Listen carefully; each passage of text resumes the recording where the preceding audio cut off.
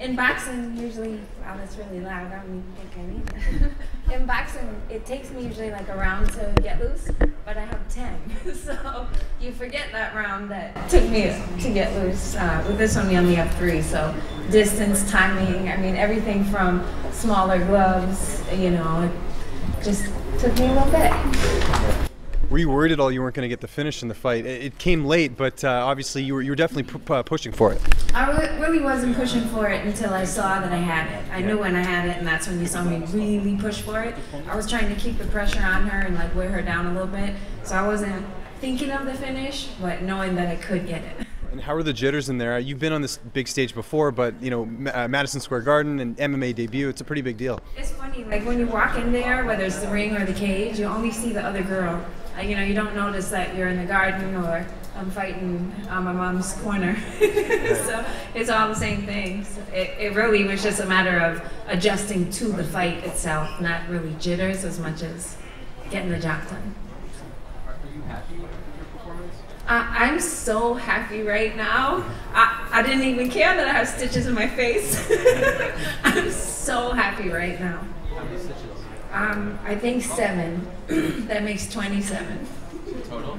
Yeah. Have you ever had a hip bug like that? Yes, in a couple years ago at the Barclays Center. Okay. And when you say you're so happy, I can't help but notice your eyes start to get a little watery. Can you explain, describe the emotion? It's like one of those times when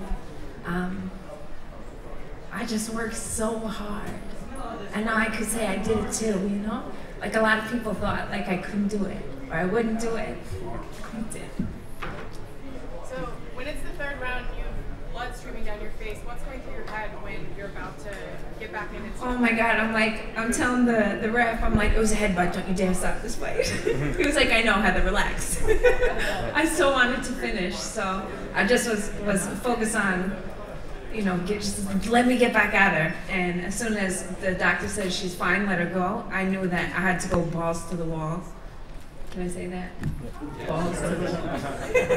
Heather, for years I know you've been struggling with, you know, not doing boxing, doing mixed martial arts. Now that you've been on TV, now that it seems fans are taking to you, are we going to see repeat performances? Are there going to be more fights in Bellator for you? I think I just fell in love, guys.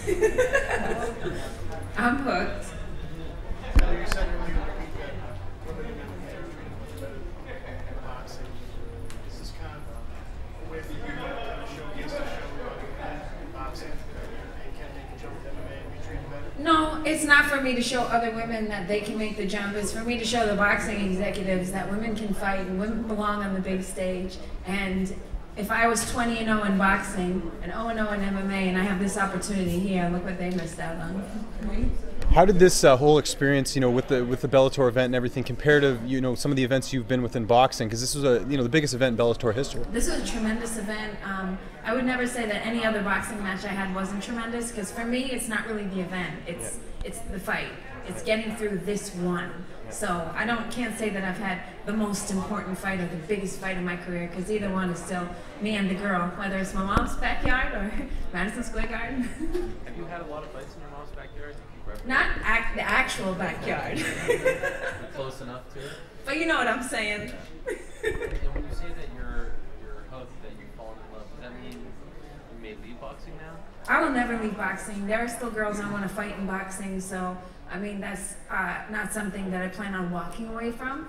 But now I'm already like, Daniel, can I take a gi class on Tuesday?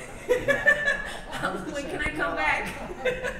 I can't wait to practice some new stuff and keep learning. I remember feeling this when I won the Golden Gloves here, that it was just like I couldn't wait to get back in the gym the next day and learn more stuff, and now I'm like, teach me more tricks. Did you have a multi-fight deal with Bellator? We did. However, because I'm gonna be like co-promoted, like that doesn't happen. It's never happened where a boxing promoter and an MMA promoter has an athlete that's active in both. So there were like strings attached and stuff, but I'm loyal to Bellator right now. So you expect to fight for Bellator again? Yeah. Okay. When do you want to fight again in MMA? You know, I think it's like when does the best opportunity present itself, whether it's boxing or MMA? Give me something good, and I'll be ready to fight. Like I'm literally always ready to fight. Do you feel like this has helped your boxing career in the sense that now this whole other audience knows who you are? Do you feel like you're more famous as a combat sports woman?